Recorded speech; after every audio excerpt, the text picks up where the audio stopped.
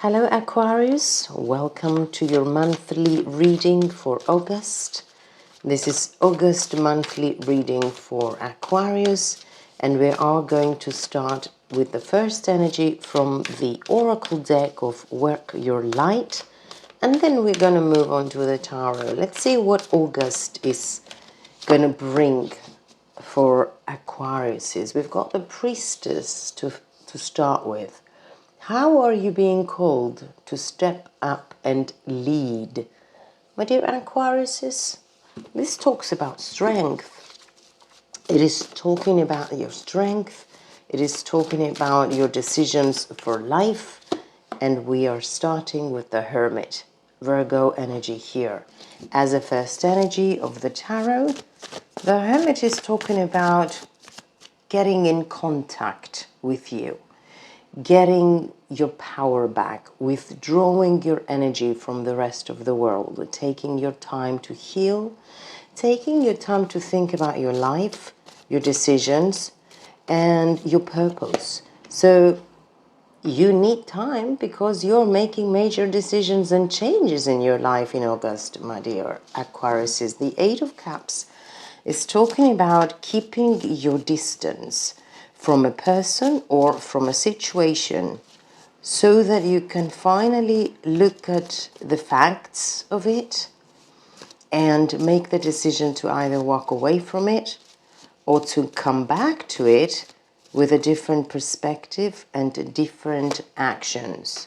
So we need time for sure. Temperance, Sagittarius energy. The Temperance is again an energy of withdrawal, of distance, of silence and quiet, so that you can look at the pros and cons of a particular situation or condition in your life and then make your decisions. So we need clarity here.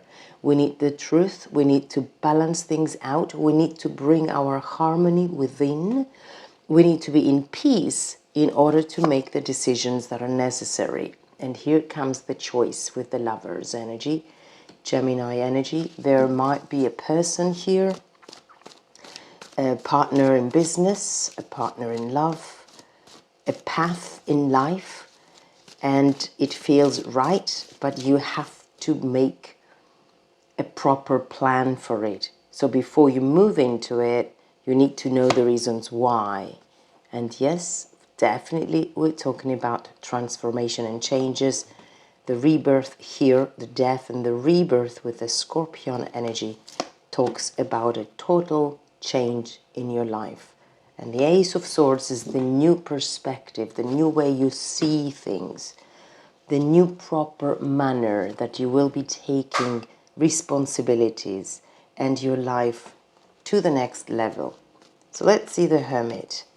We need quiet, we need love and peace and harmony and intuition. With the Queen of Cups, we're getting grounded.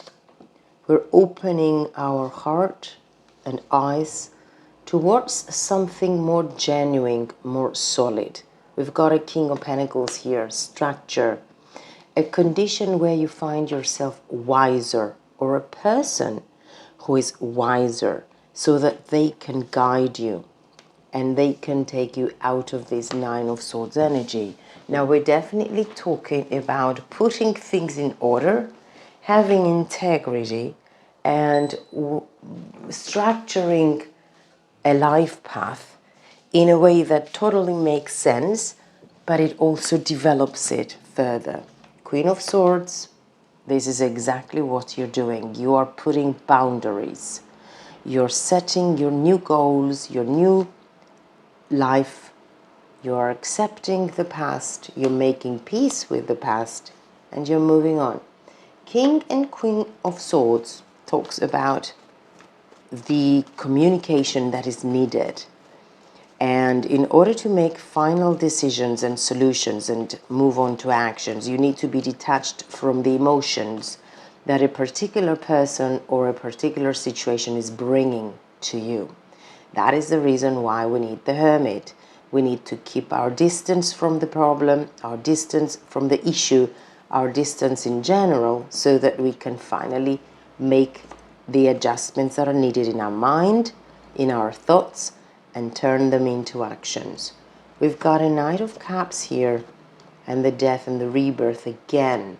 So it feels like somebody who was making a lot of promises didn't deliver. And now you are presented with a decision to either walk away or to prepare for something better or ask for something better.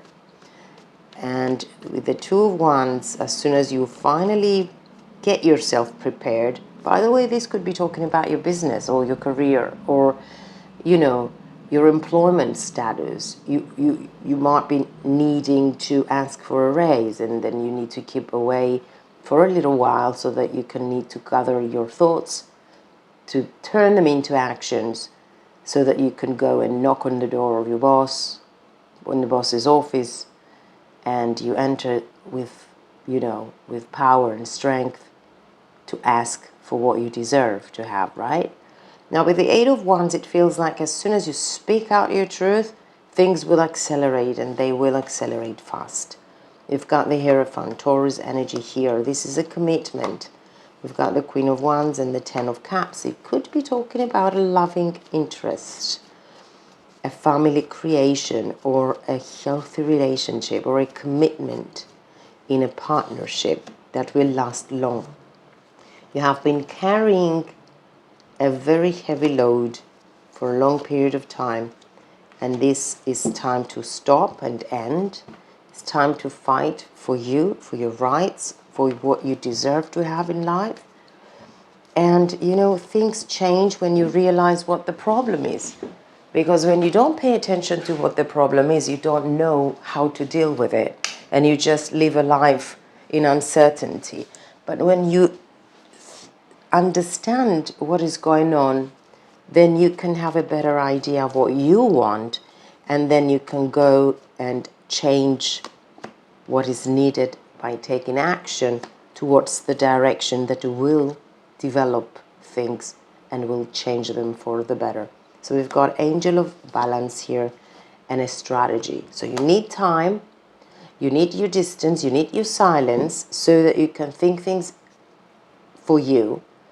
You are strong enough, and by the way, the Angel of Strength is around you. You have enough information if you only pay attention.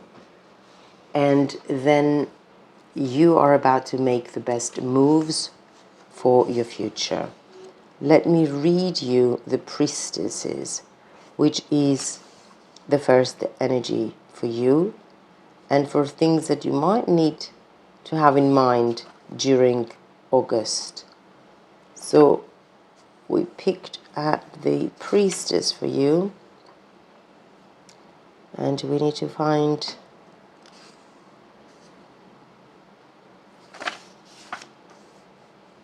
where is the Priestess? I am very sorry, my dear Aquarius, I'm trying to find from the book and read the energy. There you go, page 46. All right. The Priestess is a teacher dedicated to service, freedom, and leadership. You don't need to have it all together to lead. In fact, it helps if you don't. No one wants a perfect angel who hasn't made any mistakes. Let your life be your message. Do not underestimate the power of sharing your story. It's by hearing someone else's journey that we feel less alone. We realize that we're actually all in this thing called life together. The difference between a follower and a leader is that a leader has the courage to go first. In stepping out, they shine a light on the path for the others and a venture forward too. Don't fret too much about trying to work out who is in your tribe. Do not get stuck in age, income, hobbies, or occupation. The best way to discover your tribe is to look in the mirror. If you feel called to lead, chances are it is because at some point in your life you longed for someone to lead you. Your tribe are longing for exactly the same thing as you are, and might only be one step behind you. They may even be right alongside you. You don't need anybody's permission, just the courage to stand up. Embrace your struggles, the peaks, the troughs. You don't need to know the way, just believe that there might be a different one. Your tribe is waiting for you. Step forward so they can find you. So it feels like during August you are going to have alliances, and you are going to find your tribe, and you are going to find your purpose, and you are actually going to lead your life, and you will be an influencer for others to follow too. And this is what I've got.